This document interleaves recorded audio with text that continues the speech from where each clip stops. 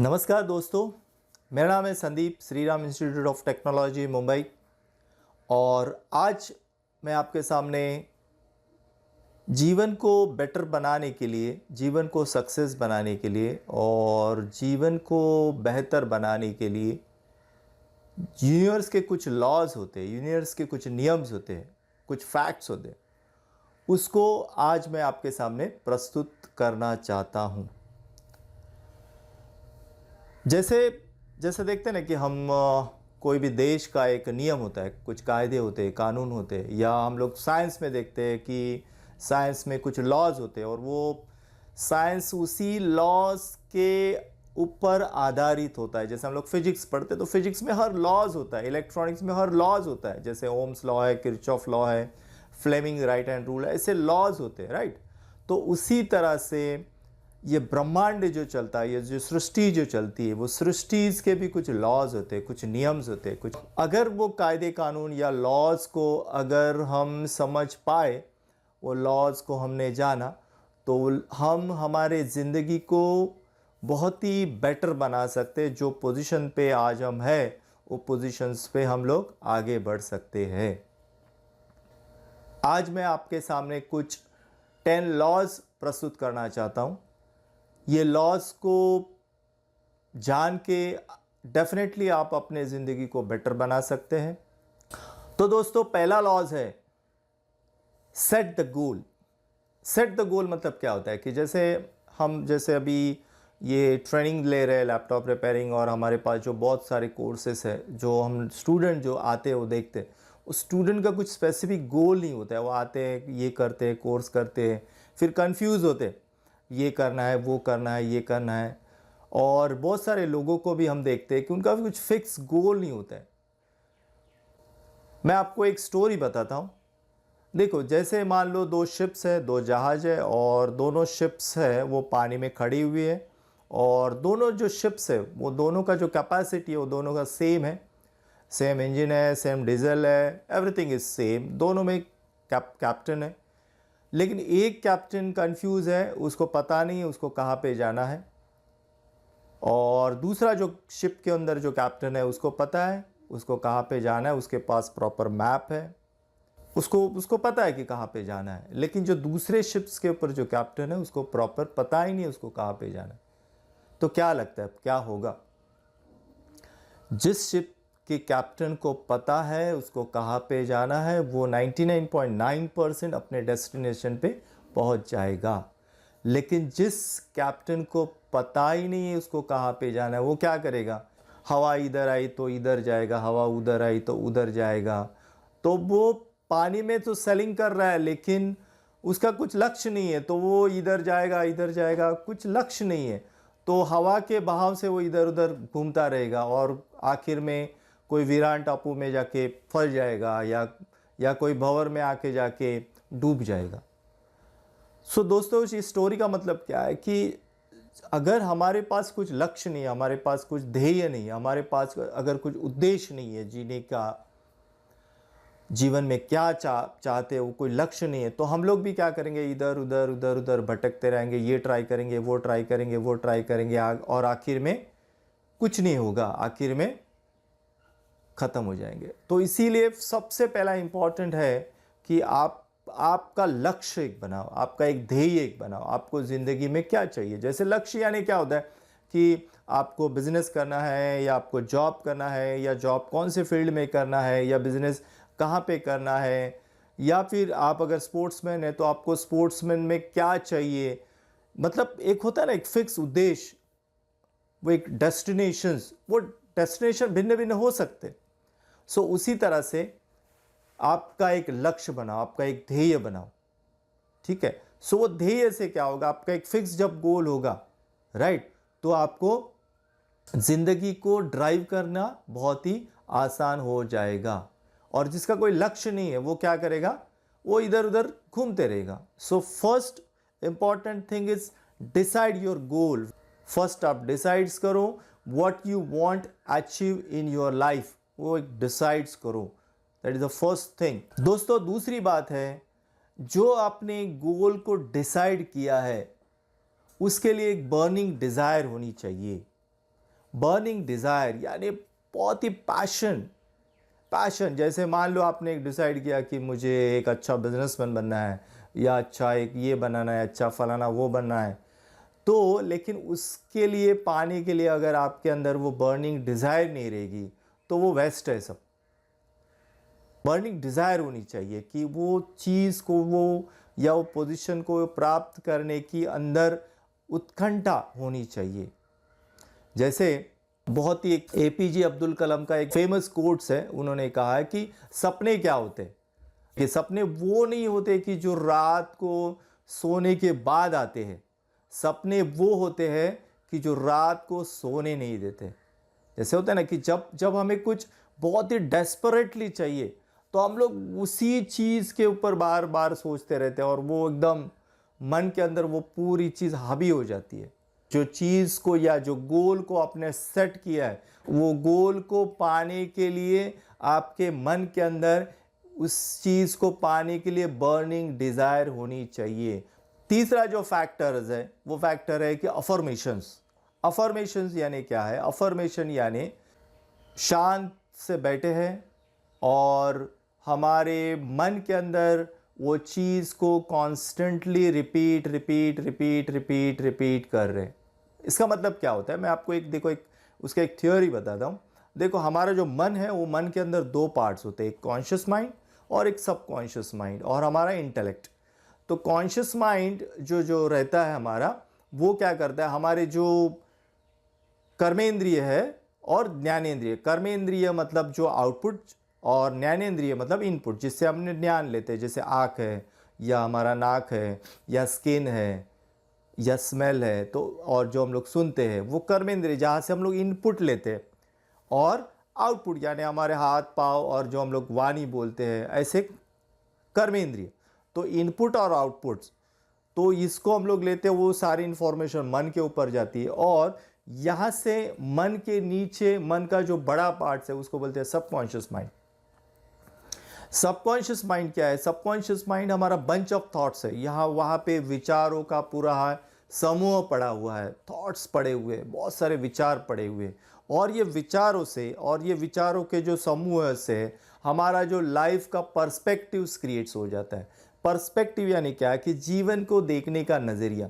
देखो, हम सब लोग जानते हैं कि हर एक का जीवन को देखने का नज़रिया अलग अलग है। हमारे सबकॉन्शियस माइंड के अंदर जो विचार पड़े हुए हैं, और ये विचार हमारे स्वभाव को बनाते हैं, हमारे जो नेचर्स को बनाते हैं। यहाँ से हमारा आउटपुट्स निकलता है। जो जब भी हमें जो इनपुट्स मिलती है, वो इनपुट्स हमारे माइंड में अंदर जाती है, और माइंड क्या करता है, वो सबकॉन्शियस माइंड से कंसल्टेशन लेता है, और सबकॉन्शियस माइंड उसको बताता है कि अभी ये करना है, और फिर अकॉर्डिंगली आउटपुट्स होता है।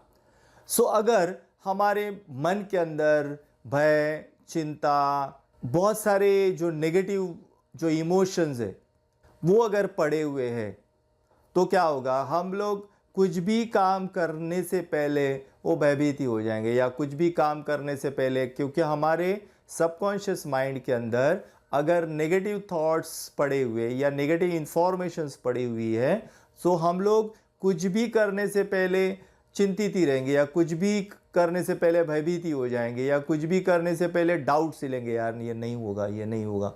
तो अफर्मेशंस क्या करता है? अफर्मेशन ये करता है कि हमारे सबकॉन्शियस माइंड के अंदर नए नए थॉट्स, जो नए पॉजिटिव थॉट्स भर देता है, नए नए इंफॉर्मेशन जाके भर देता है। तो हमारा जो सबकॉन्शियस माइंड है वो क्या हो जाता है? प्यूरिफाई हो जाता है। जस्ट लाइक अगर हमारा कंप्यूटर्स है, वो कंप्यूटर के अंदर वायरस इन्फेक्टेड है, तो हम लोग क्या करते हैं? उसको एंटीवायरस से निकाल देते हैं। तो उसी तरह से जब हम अफर्मेशंस करते हैं, अफर्मेशन यानी क्या? जैसे मान लो मैं भयभीत रहे तो मैं निर्भय हूँ, ऐसे अफर्मेशंस करेंगे हमारे मन के अंदर, रिपीट करेंगे। जब हम लोग शांति से बैठ जाए और थोड़ा प्राणायाम करें, और ये कॉन्स्टेंटली अगर हम ये अफर्मेशंस करेंगे, तो क्या होता है कि हमारे मन के अंदर अगर ये कॉन्स्टेंटली इंफॉर्मेशन जाएगी तो हमारा स्वभाव बन जाएगा, और हम एक कॉन्फिडेंट हो जाएंगे। जैसे कोई, लेकिन बिकॉज पब्लिक स्पीकिंग करने के लिए बहुत डर लगता है, मैं जब पब्लिक में आता हूँ, जब बात करता हूँ तो मुझे डर लगता हूँ, तो ऐसे उल्ट के अफर्मेशंस करेंगे कि मैं कॉन्फिडेंट है, मैं पब्लिक स्पीकिंग आराम से कर सकता हूँ, मुझे कोई डर नहीं लगता है, मैं कॉन्फिडेंट हूँ, मैं कॉन्फिडेंट हूँ, तो ऐसे अफर्मेशंस करते रहेंगे तो क्या होगा कि हमारे मन के अंदर जो नेगेटिव थॉट्स है वो निकल जाएंगे और नए जो अफर्मेशंस हम लोग जो डाल रहे हैं वो फिक्स हो जाएंगे और हमारा जो पर्सपेक्टिव है, हमारा जो लाइफ को देखने का जो पर्सपेक्टिव है वो क्या हो जाएगा, पूरी तरह से चेंज हो जाएगा और हम बहुत ही कॉन्फिडेंट हो जाएंगे। ये अफर्मेशंस के ऊपर दोस्तों काफ़ी सारे यूट्यूब्स पे वीडियोस हैं और काफ़ी सारे ऐप्स भी है उसके लिए, वो जो आपको रिपीट 1 घंटे में वो रिमाइंड्स करते हैं अफर्मेशंस के लिए, तो आप उसका इस्तेमाल कर सकते हो। दोस्तों चौथा पॉइंट्स है, हम जैसा सोचते हैं वैसा बन जाते हैं, जैसा हम लोग सोचेंगे वैसा हम बन जाएंगे। अभी बहुत सारे रिसर्च हो रहे हैं, क्वांटम फिजिक्स, मेटाफिजिक्स और बहुत सारे हमारे जो वैदिक ग्रंथ है उन्होंने भी यही कहा है कि हमारा जो माइंड है, हमारा जो मन है वो क्या है, एक एंटेना है और यहाँ से विचार क्या होते हैं, ब्रॉडकास्ट होते रहते, ब्रॉडकास्ट होते रहते, ब्रॉडकास्ट होते रहते और वो ब्रॉडकास्ट होके हम जो सोचते हैं उसको मैनिफेस्ट कर देते हैं, मतलब उसको क्रिएट्स करते हैं। हमारे जो विचार है वो क्या है, ऊर्जा है, वो एक एनर्जीज है और ये ब्रह्मांड सिर्फ 2 चीज़ों से बना है, एक मैटर और एक स्पिरिट। मैटर यानी पदार्थ, स्पिरिट यानी चेतना। जो चेतना हमारे मन के अंदर है वो चेतना इसको ब्रॉडकास्ट करती है, वो मैटर को मोल्ड करती है। जिस लाइक एक मूर्तिकार मूर्ति को बनाता है, वो मूर्ति को कैसे बनाता है, एक पत्थर है उसको ठोक ठोक ठोक के उसको एक शेप बना देता है, तो उसी तरह से हमारे मन के अंदर जो चलते रहता है, चलते रहता है, चलते रहता है, चलते रहता है, वो वही मैनिफेस्ट होते हैं, वही हमें हमारे आसपास दिखेगा। तो दोस्तों अगर हम हमेशा, हमारा अगर नेचर है नेगेटिव सोचना, जैसे हम सोचते हैं कि यार ये बहुत ही प्रॉब्लम्स है और यहाँ पे बहुत करप्शंस है, यहाँ पे मैं बहुत दुखी हूँ, लोग मुझे सताते हैं, मेरा पड़ोसी ठीक नहीं है, वो पड़ोसी का कुत्ता ठीक नहीं है, रोड पे बहुत प्रॉब्लम है, रोड पे बहुत सा ट्रैफिक्स होता है, ये जो भी हम लोग कॉन्स्टेंटली अगर इसी तरह से सोचते रहेंगे, हर परेशानी हर परेशानी हर परेशानी हर परेशानी के ऊपर ही हमारे मन के अंदर ये विचार चलते रहेंगे, तो वही हमें दिखेगा, वही हमें हमारे सामने प्रस्तुत होगा, क्योंकि हम जो सोचते हैं वही हमारे आसपास हमें घटित होगा। दोस्तों आज से आप ये चीज़ को हमारी सोच में डाल दो कि मैं हमेशा अच्छी बातें ही सोचूंगा। जो हमारा जो लक्ष्य है, जो हमने गोल को डिसाइड किया गया है, वो गोल कंप्लीट हुआ, यही आप सोचते रहो। जैसे मान लो आप कोई सोच रहे कि मैं एक अच्छा बिजनेसमैन हूँ, इतना टर्नओवर है, इतने मेरे बैंक में अमाउंट डिपॉजिट्स है, तो आप उसी के ऊपर कल्पना करो, उसी के ऊपर आप सोचते रहो या आप विजुअलाइजेशंस करते रहो कि मेरे आँख को बंद करो और विजुअलाइज करो कि मेरे बैंक्स में इतना इतना अमाउंट्स मुझे दिख रहे हैं या मेरे पास ये इतना इतना घर है, उसको आप कल्पना करो, कल्पना करो, कल्पना करो, कॉन्स्टेंटली उसी चीज़ के ऊपर कल्पना करते रहो, ना कि मैं दुखी हूँ या मैं परेशान हूँ। जो गोल को आपने डिसाइड किया गया है वो गोल घटित हो चुका है, मतलब वो कंप्लीट हो चुका है। इस ऐसी विजुअलाइजेशंस आपके मन में करो, तो उससे क्या होगा, तो वो गोल आपके तरफ अट्रैक्ट हो जाएगा। द लॉ ऑफ अट्रैक्शंस यही बोलता है कि जो आप सोचते हैं वही आपके सामने अट्रैक्शन हो जाता है। उसी के ऊपर एक बहुत ही फेमस मूवी बनी थी द सीक्रेट्स, उसको आप यूट्यूब पे देख लेना, या बहुत सारे उसके ऊपर किताबें हैं, the power of your subconscious mind, the secret, think and rich grow, ऐसी बहुत सारे किताबें भी इस विषय पे बनी हुई है और किस तरह से सोचा जाए इसके ऊपर काफ़ी सारे वीडियोस भी यूट्यूब पे अवेलेबल है, तो उसको आप रेफ़र करो, क्योंकि जैसा आप सोचेंगे वैसा ही आप बन जाएंगे। दोस्तों ब्रह्मांड का 5वां नियम है, हम जैसा करते वही हमारे पास लौट आता है, क्योंकि ये भगवान ने जो सिस्टम बनाया है वो सिस्टम एग्जैक्टली काम करता है।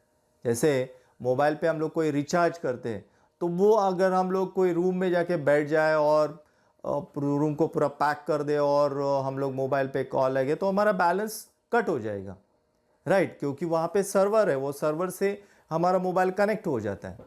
उसी तरह से हमने ब्रह्मांड में जो दे रहे, ब्रह्मांड को जो दे रहे, यूनिवर्स को जो दे रहे, वही प्रकृति हमें रिटर्न लौटा देती है। तो दोस्तों, अगर हम किसी को ठगेंगे, किसके साथ बेईमानी करेंगे, किसको धोखा देंगे, तो क्या होगा? आपको क्या लगता है कि अगर ये सब चीज़ें करेंगे तो वही तो लौट के आएगा। अब ये सिचुएशन मुझे मेरे कर्म के हिसाब से मुझे मिली हुई, राइट। अब ये सिचुएशंस को मुझे इम्प्रूवमेंट करना है, तो ये सिचुएशंस को इम्प्रूवमेंट्स करने के लिए प्रकृति का बहुत ही बड़ा रोल है। तो इसके लिए मुझे क्या करना पड़ेगा कि प्रकृति के लिए कुछ अच्छे कर्म करने पड़ेंगे। प्रकृति का जो साइकिल्स है, वो साइकिल्स को बैलेंस करने के लिए मुझे प्रकृति को हेल्प करनी होगी। तो प्रकृति को हेल्प यानी क्या? प्रकृति यानी क्या? प्रकृति यानी यहाँ पे सब जो ब्रह्मांड में जो दिख रहा है वही प्रकृति है। जो जीव, पंछी, एनिमल्स, इंसान, पेड़, ये सब प्रकृति है। तो ये प्रकृति के जो साइकिल को मुझे हेल्प करनी होगी। सो दोस्तों, इसमें क्या करना है? इसमें ये करना है कि हमें अगर कोई भूखा दिखा, चाहे वो जानवर हो, चाहे वो पंछी हो, चाहे वो इंसान हो, तो हमें उसको कुछ खाना देना होगा। कोई अगर बीमार है तो हम उसे हॉस्पिटल लेके जा सकते हैं। प्रकृति के लिए जो भी हमें कुछ करना है, जो भी अच्छा हम कर सकते हैं विदाउट एनी मोटिव, मतलब हमारे स्वार्थ के लिए नहीं, विदाउट एनी मोटिव्स, अगर हम अच्छा कुछ कर्म कर सकते हैं तो हमें वो करना होगा। भगवत गीता में क्या कि प्रारब्ध कर्म, हमें जो जीवन मिलता है वो हमारे प्रारब्ध कर्म से मिलता है, और ये प्रारब्ध कर्म का एक अकाउंट्स बना हुआ है। और जब हम अच्छे कर्म करते हैं, किसी को हेल्प करते हैं, किसी को खाना देते हैं, या कोई बीमार है तो उसको दवा देते हैं, या जो भी तरीके से ये ब्रह्मांड में जो भी जीव है उनके लिए अगर हम अच्छा भला कर्म करते हैं, तो हमारे ये प्रारब्ध का जो अकाउंट्स है वो क्या होता है? प्यूरिफाई होते जाता है। तो दोस्तों, हमेशा ये चीज़ को याद रखना है कि जैसा हम करेंगे वैसा ही तो रिटर्न आएगा। तो इसके लिए हमें भले कर्म करने होंगे। दोस्तों, छठा नियम है, हम एक्चुअली क्या है? जैसे देखते रहे कि मैं इंसान हूं, तो एक्चुअली हम क्या है? हम ये शरीर के अंदर बैठी हुई आत्मा है। आत्मा, जब आत्मा हम कहते हैं तो कोई भूत नहीं, आत्मा यानी एक, जैसे हमारे भगवत गीता में भी कहा गया है कि नैनम छिन्दन्ति शस्त्राणि नैनम दहति पावक न चैव क्लेदयन्त्यापो न शोचयति मारुतो। ये जो आत्मा है बहुत ही पावरफुल है, वो कभी मरती नहीं है, ना कभी जन्म लेती है, वो नित्य सनातन कांस्टेंट रहती है। जब ये शरीर खत्म हो जाता है तो दूसरा शरीर धारण करती है। तो ये आत्मा के अंदर अनंत अनंत अनंत शक्ति भरी पड़ी हुई है। जैसे मैंने लास्ट पॉइंट बताया था अफर्मेशन, तो उसके अंदर ये चीज को हमें याद रखना है कि मैं आत्मा हूं। और ये आत्मा क्या है? आत्मा अनंत है, बहुत शक्तिशाली है, बहुत ही पावरफुल है, उसके अंदर अनंत ज्ञान पड़ा हुआ है, ब्रह्मांड की सारी शक्तियां मेरे अंदर है। तो दोस्तों, हर एक घंटे में इस चीज को हमें कॉन्स्टेंटली याद रखना होगा। ये शरीर को ड्राइव करने वाला आत्मा हूं, ये शरीर के अंदर बैठा हुआ हूं जो शरीर को ड्राइव कर रहा हूं। और ये शरीर के अंदर कौन बैठा है? जो आत्मा है, जो बहुत ही पावरफुल है। और यहाँ पे मुझे एक रोल दिया गया है और ये रोल को मुझे निभाना है। और लेकिन मैं ये जो आत्मा हूं बहुत ही पावरफुल हूं, अनंत शक्ति, अनंत सामर्थ्य, अनंत ज्ञान मेरे अंदर है, जो मैं कोई भी चीज को आराम से कर सकता हूं। तो ये आत्मा की शक्ति को हमेशा हमें याद रखना है। दोस्तों, सातवां पॉइंट हमें याद रखना है कि जब भी हमें वक्त मिलता है तो हमें हमेशा मोटिवेशनल बुक्स, बहुत सारी अच्छी अच्छी किताबें हैं हमारे घर में, एक किताबों का संग्रह रखना होगा। और YouTube पे अभी तो काफ़ी सारे अच्छे अच्छे वीडियोज़ है, वो जब भी हमें टाइम मिलता है तो वीडियोज़ को देखने की हैबिट लगानी होगी। सो दोस्तों, आपके घर में हमेशा एक बुक शेल्फ रखो, जिस बुक शेल्फ के अंदर काफ़ी सारी अच्छी अच्छी किताबें होनी चाहिए। और वो किताबें सिर्फ होनी नहीं चाहिए, वो किताबों को आपको जब भी आपको वक्त मिले या ख़ास आपको वक्त निकाल के हर एक घंटा वो किताबों को आपको पढ़ना होगा। मैं कुछ किताबों का नाम आपको बताता हूँ। भगवत गीता आपके बुक शेल्फ में रखो, बहुत ही अच्छी, बहुत ही ज्ञान का भंडार ये बुक्स के अंदर है। फिर the power of subconscious mind, the secret, how to influence people and the friends, think and rich grow, magic of thinking big, you can win, thought power, ऐसी बहुत सारी किताबें हैं। ये किताबों को अगर आप रेफर करेंगे तो डेफिनेटली हमारे मन और हमारा जो सबकॉन्शियस माइंड है उसके अंदर काफ़ी सारे बदलाव होंगे और हमारे जो लक्ष्य हमने जो डिसाइड्स किया है, जो गोल हमने डिसाइड्स किया है, वहाँ तक पहुँचने में हमें काफ़ी आसानी होगी।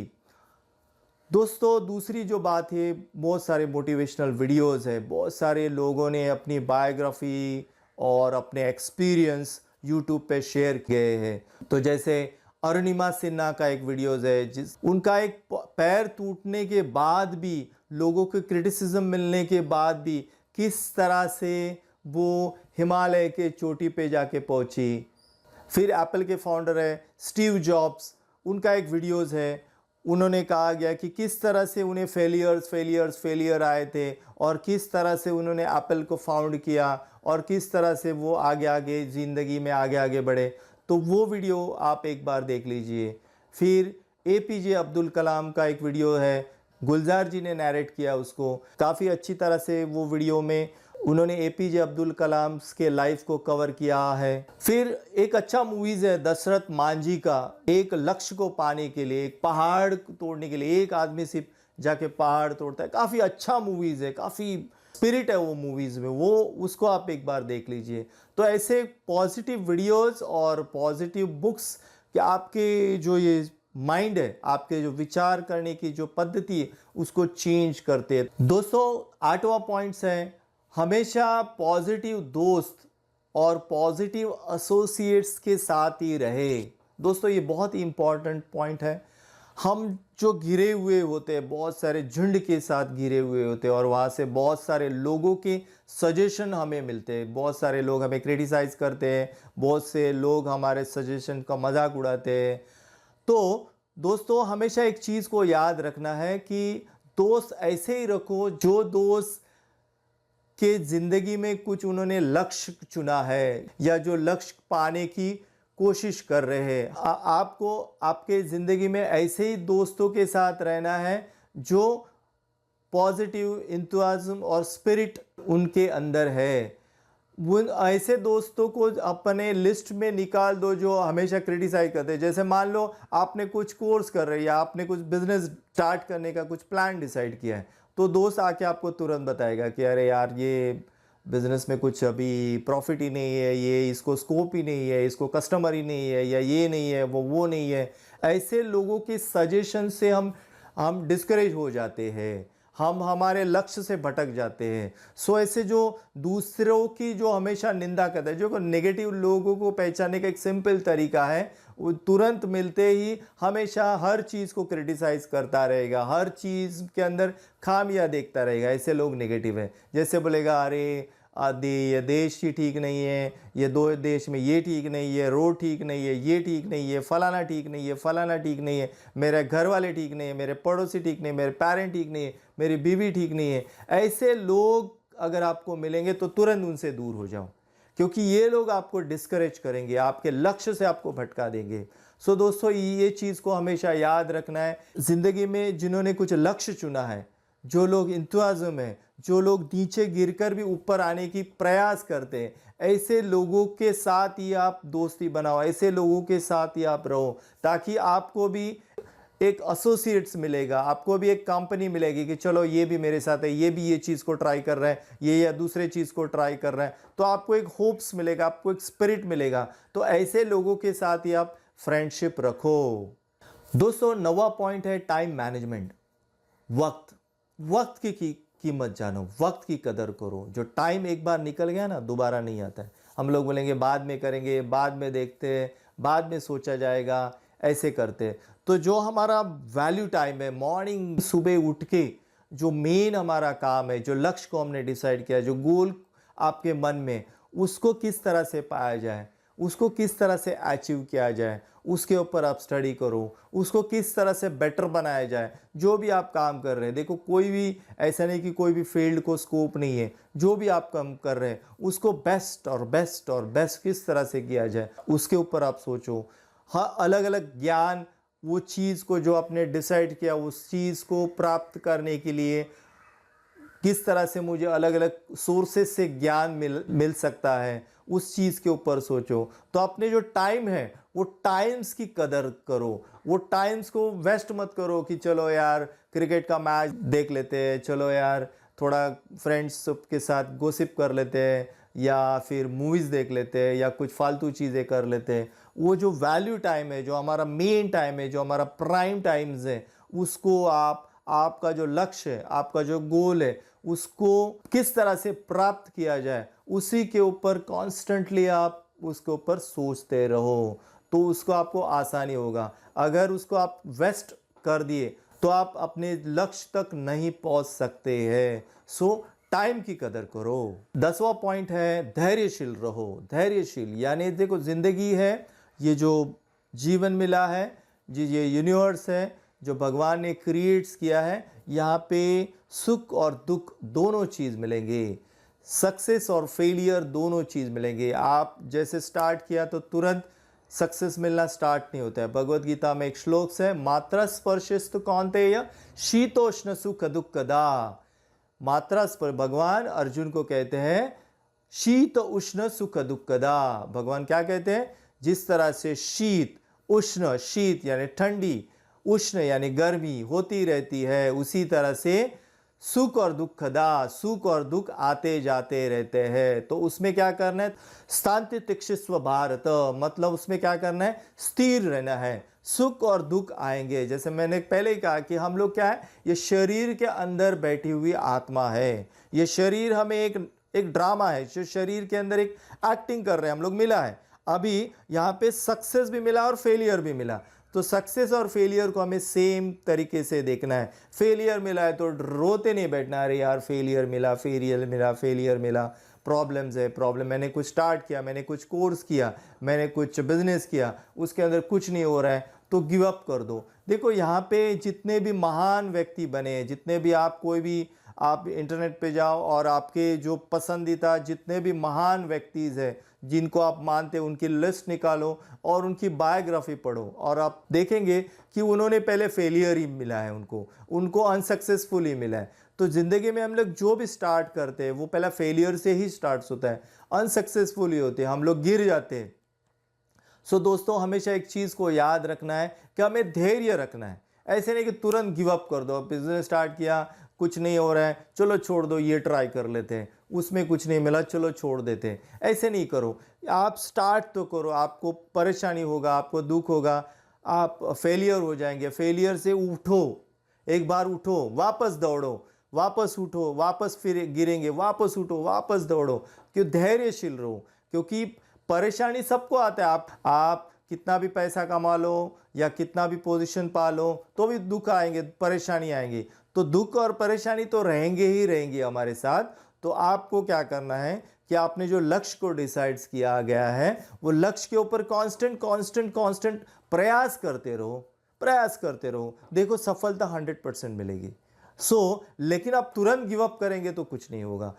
हर चीज में एक नुकसान या फेलियर आएगा ही आएगा। फेलियर को एक पार्ट ऑफ लाइफ देखो, वो आएगा, और फिर वापस आप वो लक्ष्य को प्राप्त करने की वापस चेष्टा करते रहो। हमेशा दोस्तों धैर्यशील रहो। दोस्तों, इस तरह से मैंने आपको ये 10 पॉइंट्स बताए, और मैं क्षमा चाहता हूं अगर इसके अंदर कोई त्रुटि या कोई कमियां रहेगी तो।